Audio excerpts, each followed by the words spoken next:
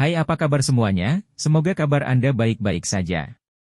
Terima kasih karena sudah memberikan support dan juga kesetiaan Anda untuk membangun channel Codot Film. Yuk kita lanjutkan alur ceritanya, sambil siapin kopi dan cemilan, setting suara volume full. Gasken. Pil obat kuno.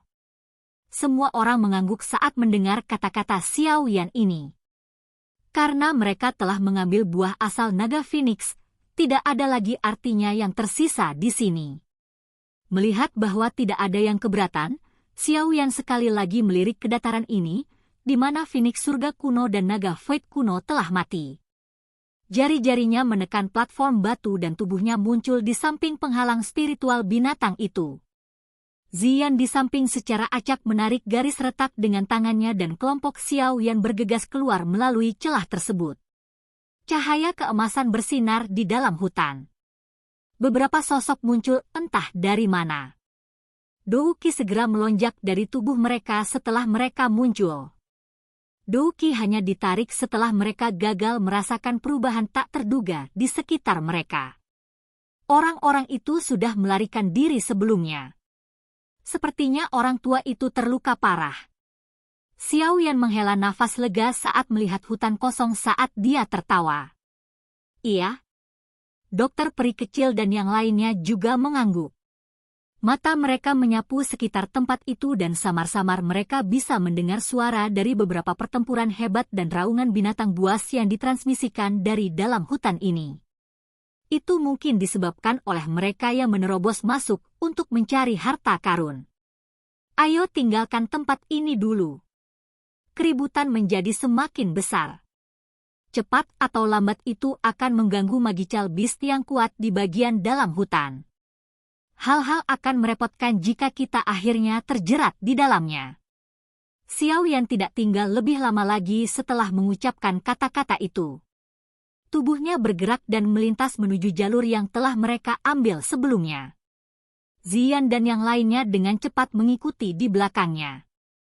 Kelompok Xiao Yan telah bertemu dengan cukup banyak pencari harta karun yang kuat di sepanjang jalan saat mereka terbang.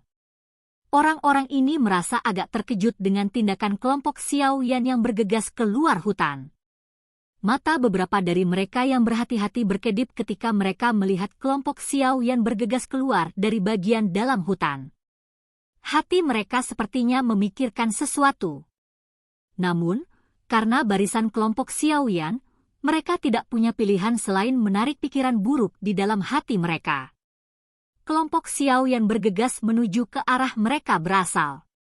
Mereka bertemu dengan cukup banyak mata di sepanjang jalan tetapi tidak terhalang. Oleh karena itu, setelah sekitar 20 menit atau lebih, kelompok Xiao Yan sekali lagi muncul di pintu batu tempat mereka masuk sebelumnya. Selama perjalanan mereka keluar dari tempat itu, kelompok Xiao Yan tidak menemukan jejak kelompok Feng King Air. Sepertinya mereka telah pergi dengan cara lain. Ini menyebabkan Xiao Yan merasa menyesal. Pada saat ini, yang terakhir akhirnya memasuki kondisi lemah karena cedera pria tua berjubah hitam itu. Itu adalah kesempatan yang baik untuk memukuli seekor anjing saat tumbang. Gemuruh! Setelah perlahan membuka pintu batu, kelompok Xiao Yan sekali lagi melirik hutan kuno di belakang mereka. Mereka samar-samar bisa merasakan aura yang sangat ganas menjadi semakin kuat. Tampaknya beberapa orang yang tidak beruntung telah menerobos ke wilayah beberapa keberadaan yang sangat kuat. Kelompok Xiao Yan dengan cepat pergi sambil diam-diam mengasihani orang-orang yang tidak beruntung ini. Setelah itu, mereka menutup pintu dengan rapat. Semua orang melihat ke pintu batu yang tertutup rapat di dalam koridor yang luas. Setelah itu, mereka melihat koridor yang sudah berantakan ini dan kamar-kamar di kedua sisi. Mereka tanpa sadar tersenyum pahit dan menggelengkan kepala. Orang-orang ini terlalu biadab. Kemana kita harus pergi sekarang? Mata dokter peri kecil melihat ke arah Xiao Yan dan bertanya. Mari berjalan ke dalam. Harta karun yang sebenarnya seharusnya berada di tengah aula besar. Xiao Yan merenung sedikit. Setelah itu, dia menemukan arah mereka dan dengan cepat berjalan menuju koridor lain. Zian dan yang lainnya buru-buru mengikuti saat melihat ini. Koridor ini jelas telah dicuci dengan kasar sekali selama kelompok Xiao Yan memasuki hutan kuno. Lingkungan sekitar tidak hanya masa yang lengkap tetapi kamar-kamar yang awalnya bersih itu juga telah dihancurkan sampai menjadi seperti reruntuhan. Itu menyebabkan seseorang terus menggelengkan kepalanya saat melihat mereka. Setelah melihat bahwa jalannya sudah rusak hingga sedemikian rupa, kelompok Xiao yang juga tidak lagi tertarik untuk terus memandangi mereka. Mereka meningkatkan kecepatan mereka dan bergegas menuju tengah aula besar. Xiao yang juga telah bertemu dengan cukup banyak kelompok yang mencari harta karun di mana-mana selama mereka bergegas lewat.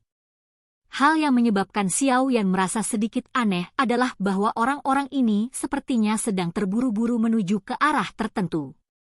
Sebuah pikiran juga terlintas di hati kelompok Xiao Yan ketika mereka melihat adegan ini. Mereka bertukar pandang dan mengangguk sedikit sebelum mengikuti kelompok ini. Pil obatnya. Xiao Yan tiba-tiba mengendus aroma yang akrab setelah mengikuti kelompok ini melalui beberapa koridor. Sebuah pikiran terlintas dalam hatinya saat dia dengan lembut berkata, selain itu, ini adalah aroma pil obat yang sangat kaya. Tampaknya harus ada cukup banyak pil obat. Jika saya menebak dengan benar, itu harus menjadi ruang pil yang menyimpan pil obat. Oh, hati semua orang tertarik ketika mendengar kata pil obat. Pil obat akan selalu memiliki daya pikat yang besar di dunia ini. Selain itu, pil obat di tempat ini ditinggalkan oleh seorang elit Du Sheng. Daya pikat itu berlipat ganda. Ayo pergi. Saya juga cukup penasaran dengan pil obat kuno ini. Ini adalah kesempatan yang bagus untuk melihatnya. Xiao Yan sadar bahwa semua orang tertarik setelah melihat ekspresi mereka. Dia langsung tertawa saat jari-jari kakinya menginjak tanah. Kecepatannya tiba-tiba meningkat dan dia menyusul kelompok di depan dalam beberapa saat. Dokter peri kecil dan yang lainnya juga mengaktifkan kecepatan maksimum mereka di belakang Xiao Yan. Semua orang tampaknya menjadi pekerja keras di bawah daya pikat pil obat kuno. Koridor di dalam aula besar itu seperti labirin. Namun, beruntung Xiao Yan mengandalkan aroma pil obat. Setelah menghabiskan lebih dari selusin menit, mereka akhirnya mulai melambat secara bertahap. Sebuah bangunan yang dipenuhi dengan aura kuno berdiri di depan mereka. Dua kata besar yang megah hadir di atas gedung. Balai Pil. Xiao Yan dengan lembut membacanya di mulutnya. Matanya beralih ke bawah. Pada saat ini, pil hall ini sudah ditemukan. Secara samar-samar orang bisa melihat cukup banyak sosok manusia yang mencari-cari di mana-mana. Ayo pergi. Xiao Yan memberi isyarat dan merupakan orang pertama yang memasuki gedung luas ini. Kisah pertama balai pil ini sangat berantakan. Banyak sosok manusia yang dengan barbar menerobos masuk ke ruang penyulingan pil itu seperti bandit, menjarah segalanya. Kadang-kadang, pertempuran yang sangat intens akan meletus saat mereka memperebutkan pil obat. Mata Xiao Yan secara acak menyapu cerita pertama ini sebelum kehilangan minat. Dia melambaikan tangannya dan bergegas ke bagian dalam pil hall. Setelah menemukan tangga yang mencapai tingkat atas, dia langsung menuju ke lantai 2. Ekspresi Little Fairy Doctor berubah sedikit ketika mereka memasuki cerita kedua. Dia dengan lembut berkata, Xiao Yan, kamu harus memberi semua orang penawar jika kamu memilikinya. Ada racun di udara di sini. Kelompok Xiao Yan terkejut setelah mendengar kata-kata dokter peri kecil. Mereka menarik napas beberapa kali dan benar-benar merasakan ada sesuatu yang tidak beres. Pantas saja cerita kedua ini memiliki lebih sedikit orang. Sepertinya sudah ada orang yang tertangkap olehnya. Mata Xiao Yan menyapu tempat itu dan segera berhenti di beberapa mayat di tempat yang jauh. Dari kelihatannya, mereka jelas adalah beberapa orang yang sayangnya diracun sampai mati. Xiao Yan mengeluarkan beberapa penawar yang biasanya dia saring dari cincin penyimpanannya. dia membagikannya kepada semua orang untuk dikonsumsi. Baru kemudian dia berkata, ada 3 cerita di pil hall ini. Ini hanyalah cerita kedua. Sepertinya harta karun sebenarnya ada di cerita ketiga. Namun, karena cerita kedua memiliki udara yang beracun, sepertinya cerita ketiga tidak akan terlalu damai. Setiap orang harus berhati-hati. Semua orang mengangguk setelah mendengar pengingat Xiao Yan. Hanya dokter peri kecil yang meringkuk dan tersenyum. Karena memiliki tubuh racun yang menyedihkan, hal yang paling tidak dia takuti adalah racun. Setelah kelompok melakukan pencarian singkat di tingkat kedua, mereka hanya menemukan beberapa pil obat yang tidak berkadar tinggi. Kemungkinan orang lain telah meminum pil obat sebelum mereka. Setelah gagal mendapatkan hadiah tak terduga meski mencari sebentar, kelompok Xiao Yan hanya bisa menyerah. Mereka menemukan jalan menuju cerita ketiga, saling mengingatkan sebelum memasukinya. Cerita ketiga dari pil hall ini sangat luas. Ada berbagai ruang pil dengan ukuran berbeda yang memenuhi area di sekitarnya.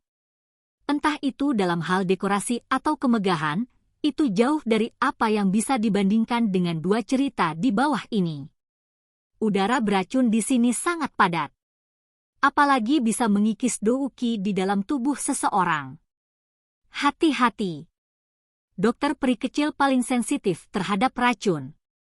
Dia merasakan bahwa udara bercampur dengan racun yang kuat ketika dia tiba. Segera, dia mengeluarkan pengingat. Semua orang mengangguk setelah mendengar ini. Mata mereka melihat sekeliling mereka. Masih mungkin untuk melihat beberapa sosok manusia di cerita ketiga ini. Aura orang-orang ini semuanya cukup kuat. Yang terlemah juga ada di kelas Douzong. Tentu saja, jika mereka tidak memiliki kemampuan kecil ini, kemungkinan menerobos ke lantai 3 hanya akan berakhir dengan mereka mencari kematian. Kelompok Xiao Yan, yang tiba-tiba memasuki tempat ini, tidak diragukan lagi juga menarik banyak perhatian. Namun, tidak ada yang berinisiatif untuk datang dan mengobrol dengan mereka. Semua orang di sini berhati-hati satu sama lain. Aku ingin tahu apakah cerita ketiga memiliki pil obat tingkat 9 yang legendaris? Jika ya, itu akan sangat gila.